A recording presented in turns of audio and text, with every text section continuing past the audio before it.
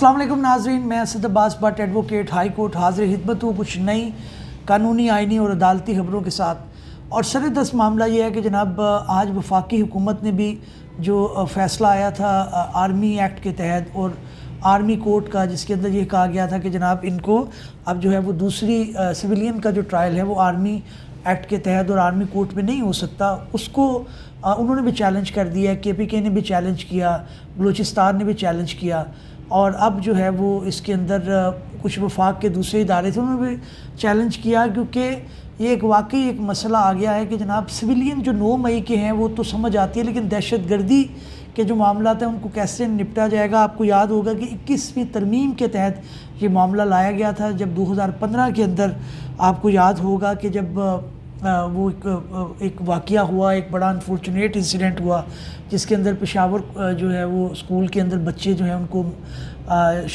शहीद कर दिया गया। तो वो एक बड़ा अभी मुअम्मा बना हुआ है। शुहदा के कुछ लोगों ने भी कॉन्फ्रेंस की कि जनाब ये तो बड़ी ज़्यादती है हमारे शुहदा के खून के साथ, तो इसके अंदर इदारे जो हैं वो कंसर्न नज़र आते हैं। इसके ऊपर भी बात करेंगे। और दूसरा हम बात करेंगे कि नेशनल जुडिशल ऑटोमेशन कमेटी आज ऑनरेबल सुप्रीम कोर्ट की तरफ से अनाउंस हुई है।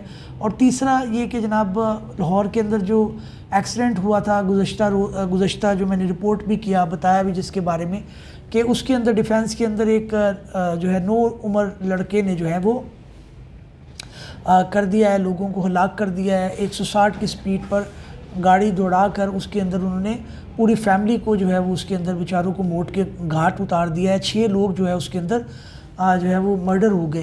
तो अब उसके अंदर 302 की दफ़ात भी लगाई जा रही हैं, उसके अंदर क्या पेशरफ्त है वो भी डिस्कस करेंगे। तो पहली बात जनाब ये है कि जो मामला है इसका आर्मी कोर्ट का, उसको ज़ाहिर है अब चैलेंज किया गया है। 5 जज ने इसके ऊपर चैलेंज किया था। पहला पॉइंट तो ये है कि अब जो प्रैक्टिस एंड प्रोसीजर एक्ट के तहत आपको पता है कि इसके अंदर अपील का राइट अवेलेबल है, वो जजेस इसमें नहीं बैठेंगे जिन्होंने पहले फ़ैसला किया।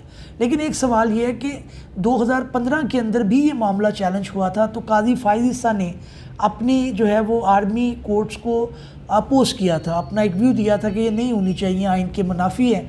अब ये भी सवाल है कि काजी फ़ाइज़ ईसा जो है वो नए बेंच में जो अपील के तहत होगा, जो एपलेट जो बेंच होगा उसके अंदर वो बैठेंगे या नहीं बैठेंगे, ये एक सवाल है। दूसरा इसके अंदर ये भी है कि जनाब जो 2015 के तहत आई है उसके मामले। और तीसरा ये कि जनाब मुख्तसर एक फ़ैसला है, अभी तक मुख्तलिफ फ़ैसला है, अपीलें फ़ाइल हो रही हैं, तो क्या जब फ़ैसला मुकम्मल आ जाएगा तो दोबारा अपील फ़ाइल करेंगे? ये भी अब एक कानूनी लकूना है, क्योंकि लिमिटेशन जो है उसके मुताबिक तो आपको ज़ाहिर है 30 दिन के अंदर गालबन फ़ाइल करनी है। अगर आप उससे पहले फ़ाइल कर सकते हैं, बाद में करेंगे तो टाइम बार हो जाएगी, लेकिन अब डिटेल फ़ैसला भी नहीं है, तो ये भी एक बड़ी एक चीज़ है। लेकिन बहरहाल इसके अंदर इदारे जो है वो कंसर्न नज़र आते हैं। डिफरेंट गवर्नमेंट ने इसके अंदर अपना एक स्टांस लिया है, क्योंकि वाकई ये प्रॉब्लम आ जाएगी कि कई ऐसे मामला हैं। 9 मई के अंदर चलो पॉलिटिकल लोग शामिल थे, लेकिन वो भी एक गलत एक्ट था। लेकिन अगर जेन्युइनली कोई वाक़या होता है जिसके अंदर दहशतगर्द मुलविस हैं और वो आर्मी के नहीं हैं लोग, तो फिर उनका ट्रायल कहाँ पे होगा? आपकी जो आम कोर्ट्स हैं उनका तो हाल कोई नहीं है। हाल से मुराद ये है कि उनको सिक्योरिटी नहीं है। दहशतगर्दी का जो जज है बेचारा, वो तो वैसे ही ठठरा रहता है, उसको तो वैसे ही थ्रेट्स आती रहती हैं, तो कैसे करेंगे आप? ये मुल्क के अंदर एक प्रॉब्लम हो सकती है कि जिसके अंदर वाकई जेन्युइनली जो दहशतगर्द के मामला हैं उनको आम कोर्ट के हवाले नहीं किया जा सकता। अब ये कोर्ट को देखना पड़ेगा केस टू केस, या अपील के अंदर क्या होता है क्या नहीं होता, अब ये आने वाला टाइम बताएगा। एक ऑटोमेशन जुडिशल जो है वो नेशनल जुडिशल ऑटोमेशन कमेटी बना दी गई है और मंसूर अली शाह साहब की सरबराही में बनाई गई है। जस्टिस काजी फ़ाइज़ ईसा ने ये बनाई है। उसकी मकसदियत ये है कि जनाब जो हमारा जुडिशल निज़ाम है इसको बेहतर किया जाए और इसको जो है वो जदीद किया जाए और जो टेक्नोलॉजी से रास्ता किया जाए, ताकि इंसाफ की फराहमी के अंदर जो है वो तेज़ी आ सके, क्योंकि केस लगते नहीं हैं, केसों की भरमार हो चुकी है। पाकिस्तान रेटिंग के अंदर जो जुडिशल सिस्टम है वो कहाँ से कहाँ आ चुका है। तो इसके अंदर बड़ा ज़रूरी था कि उन्होंने ये सोचा कि इसके अंदर वाकई ये मामला होना चाहिए जिसके अंदर बेहतरी आए और उसको आप जदीद करें। तो ये एक अच्छी बात है जिसके अंदर अभी ये इजलास हुआ करेंगे कमेटी के। वो कुछ ऐप्स भी बनाने का कह रहे हैं, उसके अंदर AI जो आर्टिफिशियल इंटेलिजेंस है उसको भी इंक्लूड किया जाएगा, ताकि जहाँ पे मैक्सिमम फ़ायदा लिया जा सकता है वो लिया जा सके। एक जो क्रिटिसिज्म आता है कि ह्यूमन इंटरवेंशन कम हो जाएगी, उसके अंदर जो इंसानी दखल है वो कम हो जाएगा, उसके अंदर गलती के चांसेस ज़्यादा हैं। देखिए, इंटरनेशनल वो जो चीज़ दुनिया में आ जाती है, आपने उसको अब मान के चलना है तो आप आगे चलेंगे। अब world is a global village, आप सिर्फ पाकिस्तान में नहीं रहते, आपके असरात दूसरे ममालिक में भी होते हैं। तो इसलिए ज़रूरी है कि ये बहुत अच्छी काविश है। मंसूर अली शाह साहब वैसे भी एक प्रोग्रेसिव जज हैं, एज ए लॉयर भी बड़े प्रोग्रेसिव रहे, तो अच्छी बात है कि इसके अंदर एक बेहतरी आए। तीसरा इंसिडेंट लाहौर का जनाब बड़ा बुरा हुआ है, और उसके अंदर आज पेशी थी। आपको पता है उनके अंदर जो लोग थे, जो मुलजिम थे, उन्होंने उसको चैलेंज कर रखा था। तो उसके अंदर जो मामला हुआ है वो यही हुआ है कि लाहौर हाई कोर्ट ने गाड़ी की टक्कर के ऊपर जो इंसिडेंट है उसके ऊपर उन्होंने मुख्तलिफ जो है वो बुलाया लोगों को। उसके अंदर CCPO भी थे, मुख्तलिफ जो इदारे के लोग थे, SP ऑपरेशन भी थे, उनको भी फौरी तलब किया।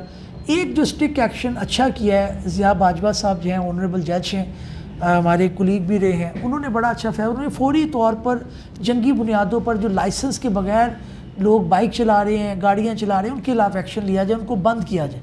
तो ये बड़ा एक अच्छा इकदाम है, क्योंकि अंडर एज लोग ड्राइव करते हैं, लाइसेंस के बगैर ड्राइव करते हैं, उसके अंदर ये प्रॉब्लम आती है कि इस तरह से बेगुनाह लोगों की जानें जो है वो जा चुकी हैं। तो ये नहीं होना चाहिए, इस मामले को बेहतरी की तरफ आना चाहिए, जितना होगा उतना ही उसके अंदर जो है वो हम एज ए इम्प्रूव कर सकेंगे।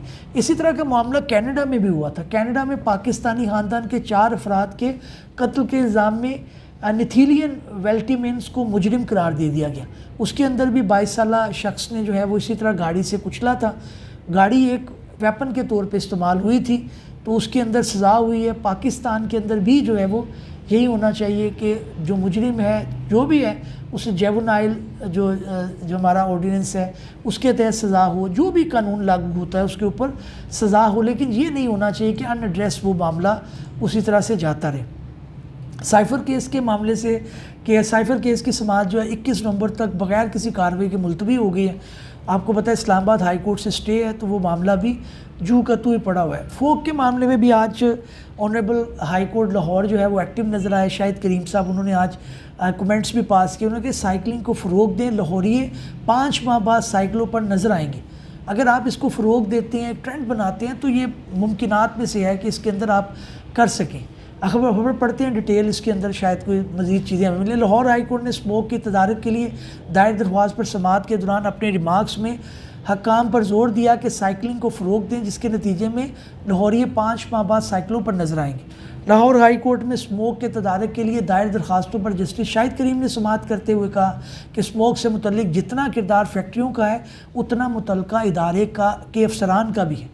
दौरान समाअत सरकारी वकील ने हुकूमती सिफारिशात से मुतल्लिक अदालत को आगाह किया। अच्छा जी, सरकारी वकील ने अदालत को बताया कि रेस्टोरेंट जल्द बंद करने, जिम वगैरह बंद करने की सिफारिशात तैयार की गई। जैसे शाहिद करीम ने कहा कि कुछ सिफारिशात जो हैं गैर ज़रूरी हैं। जिम वगैरह तो कोरोना वायरस में बंद हुए थे। सरकारी वकील ने कहा कि अभी सिफारिशात पर नज़रसानी होनी है। अच्छा, ये भी बात है कि आप अंधाधुंध जो है ना चीज़ों को बंद करना शुरू कर देते। जिम तो अच्छी चीज़ है, इंडोर जिम है, उनको तो चलना चाहिए, उसके अंदर लोग एक्सरसाइज के लिए आते हैं। इवन जो आउटडोर हैं उसको कोई थोड़ा बहुत आप कर सकते हैं कवर्ड, ताकि उसके अंदर लोगों को बेहतरी हो। नाज़रीन, इस उम्मीद के साथ कि हमारी ये काविश आपको पसंद आई होगी, नए भी लोग भी इंशाल्लाह हाजिर होंगे। चैनल को सब्सक्राइब कर लें, फिर मुलाकात होगी। Thank you.